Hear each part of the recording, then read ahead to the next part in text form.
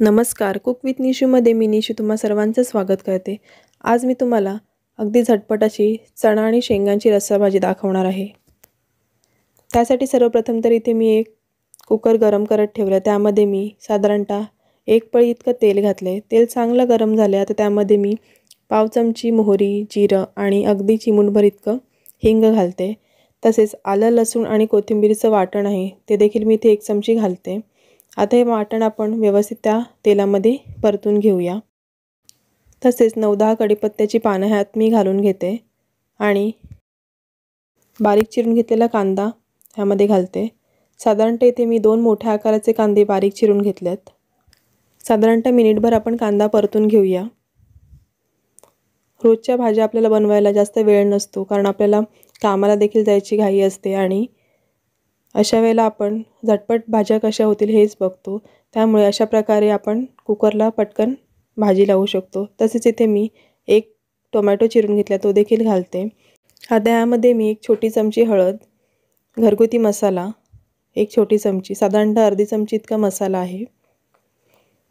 तसेच काश्मीरी लाल मिरची पावडर देखील ह्यामध्ये मी अर्धी चमची घालते। पाव चमची गरम मसाला। मसाल्यांचं प्रमाण तुम्ही कमी जास्त तुमच्या आवडीप्रमाणे करू शकता।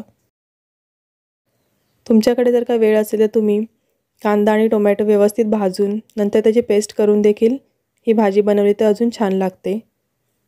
परंतु आपल्याला घाई गडबडमध्ये एवढा वेळ नसतो त्यामुळे मी झटपट अशी भाजी दाखवते। तसेच चवीनुसार मीठ ह्यामध्ये घालूया। आता मी ह्यामध्ये मोड आलेली चणे आणि थोडीशी मूग देखील त्यामध्ये होते माझ्याकडे ते देखील ह्यामध्ये घालते। तसेच 1 शेवग्याची शेंग अशा पद्धतीने मी कट करून घेतलेली आहे। आता हे सर्व मिश्रण आपण 1-2 मिनिटं परतून घेऊ।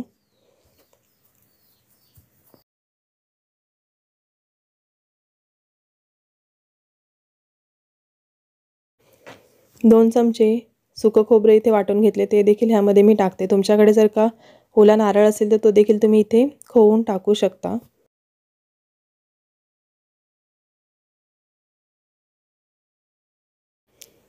कुकरमध्ये जरी आपण भाजी बनवत असलो तरी पण आपण जे सुरुवातीचे मसाले आणि जे कडधान्य वगैरे आहे ते सगळं व्यवस्थित परतून घ्यायचं। 4 ते 5 मिनिटं जरी व्यवस्थित परतलं गेलं की त्याचे फ्लेवर्स छान त्या कडधान्यामध्ये घुसतात आणि भाजी चविष्ट लागते। आता यामध्ये आवश्यकतेनुसार गरम पाणी घालून घेऊया। तुम्हाला कितपत रस्सा ठेवायचा त्यानुसार तुम्ही पाणी कमी जास्त करू शकता।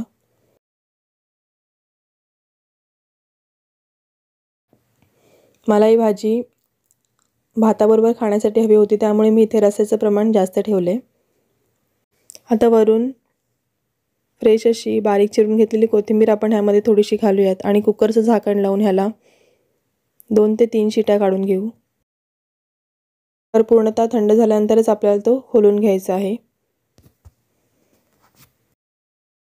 अगदी साधी आणि सोपी इथे मी भाजीची रेसिपी तुम्हाला दाखवली। इथे मी कोणतेही जास्तीचे मसाले घातले नाहीयेत। आपले जे रोजच्या वापरातले मसाले असतात त्याचाच मी इथे वापर केलेला आहे।